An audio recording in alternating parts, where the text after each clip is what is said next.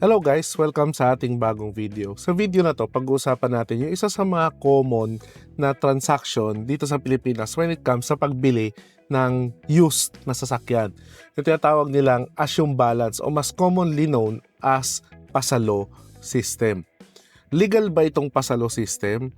Ano yung mga dapat mong bantayan?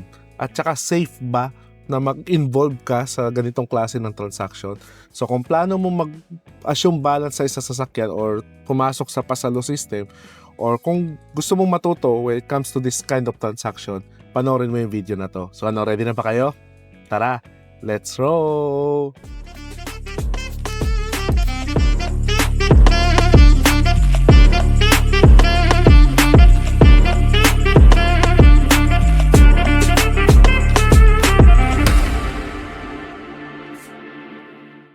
So pag-usapan muna natin, ano ba yung assume balance o pasalo system? Well, as the word implies, pasalo. Ibig sabihin, bibili ka ng sasakyan na hindi pa fully paid ng current owner nito. So ibig sabihin, niloan lang din niya yung sasakyan at tinuhulugan pa niya monthly. So dahil pasalo, magbabayad ka lang ng down payment, depende sa napag-usapan ninyo ng seller, at ikaw na yung mag-a-assume ng mga natitira pang months ng hulog ng sasakyan na yon sa whatever financial institution ito ni-loan ng existing owner. At ang expectations mo, at the end ng hulog, matapos mo bayaran, sa'yo mapupunta yung sasakyan na ito. So yun yung pasalo or assume balance system in a nutshell. Pero syempre, hindi lang yan simple ng bilihan o kaya magbabayad ka lang, ipagpapatuloy mo. May mga legal at financial risk na involved dyan na dapat mo maintindihan bago ka pumasok sa pasalo or assume balance system. So ngayon, legal ba ang assume balance or pasalo system? Yes, legal yan. Pero, ayan, may pero tayo. Dapat may approval ito ng bank na pinagloanan nung sasakyan na yun or financing company or kung sino mang financial institution kung saan naka-encumbered or naka-loan yung sasakyan na yon. Bakit? Kasi sa mata ng financial institution na yan, ang borrower o yung existing owner, siya yung legal na borrower. So siya yung hahabulin ng bangko na yon kapag ka nagkaroon ng problema sa pagbabayad monthly ng sasakyan na to. Kaya minsan kahit nagkasundo pa kayo, yung ikaw yung buyer o kaya yung seller, kahit nagkasundo kayo sa usapan ninyo sa ganitong monthly, no, kung hindi yan alam ng bank, considered illegal pa rin yung transaction ninyong dalawa. Kaya kailangan i-approve muna ng bangko or ng financial institution yung transfer of loan sa inyo. Kaya kapag walang bank approval, talagang risky yung ganyang uri ng transaction. Siyempre, alam naman natin, kahit pakakilala natin yung seller, no, kaya kahit kakilala pa natin yung buyer, malaking halaga pa rin yung pinag-uusapan yan. Kaya magiging risky yan both sides kapag hindi yan legally alam ng financial institution or ng bangko. So, paano ba yung tamang process para maging legit yung pasalo o yung assume balance transaction ninyo?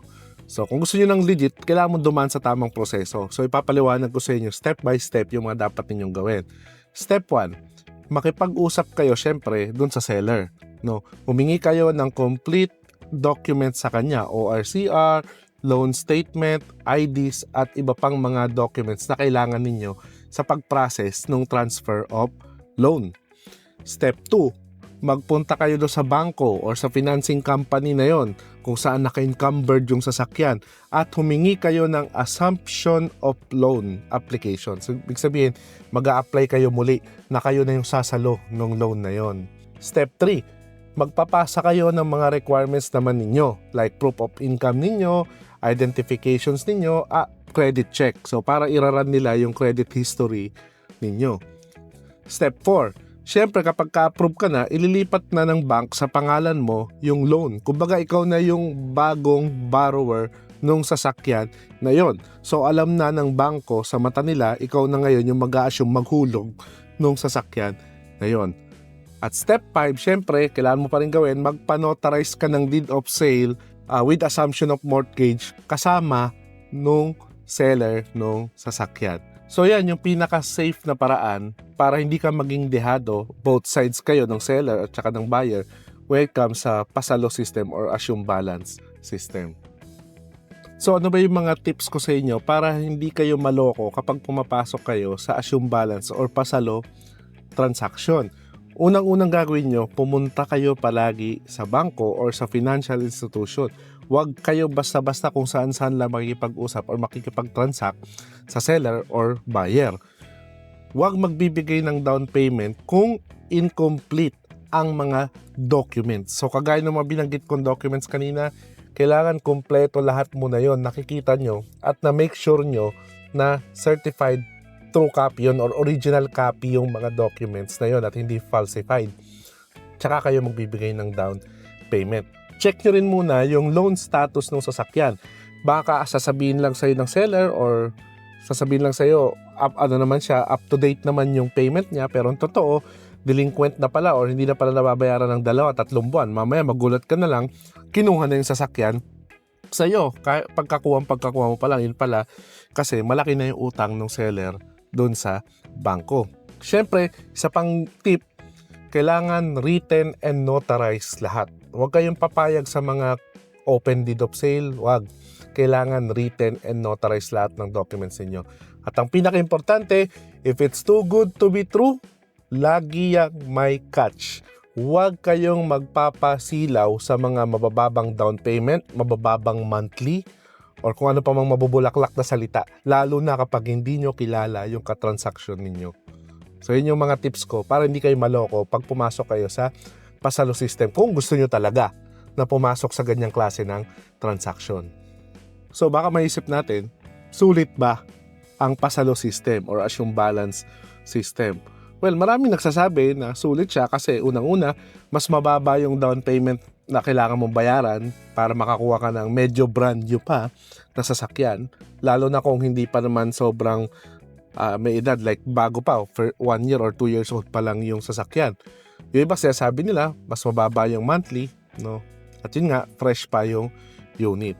So, yun na yung mga sinasabi nilang advantages nito, no, ng pasalo system. Pero tandaan, magiging sulit lang ang pasalo system or assume balance system kung legit or legal yung ginawa ninyong mga paraan. Like ginawa ninyo yung mga steps na sinabi ko sa inyo kanina. Kasi kung hindi, parang lahat under the table na ginawa ninyo, no, baka ang ending niyan, sumakit lang lalo yung ulo ninyo at mas malaki pa yung magastos ninyo kaysa sa pagbili nyo ng second hand na sasakyan. Or worst case nga, baka masayang lang yung pera ninyo. So yun lang guys, kung ikaw ay nag-iisip pumasok sa pasalo system or assume balance sa isang pagbili ng second hand na sasakyan, so sana nakatulong sa'yo yung video na to. Lagi nyong i-make sure na legit at dumaan sa tamang proseso yung gagawin ninyong transaction. So kung nakatulong sa iyo ang video na to, click mo na may like button. At syempre, kung di ka pa nakasubscribe at hindi ka pa nakafollow sa mga social media accounts ni CardTalksPH, follow mo na ako at mag-click mo na yung subscribe button at notification bell para updated ka palagi sa mga latest happenings sa ating channel. Till next videos guys, always remember, drive safe and enjoy!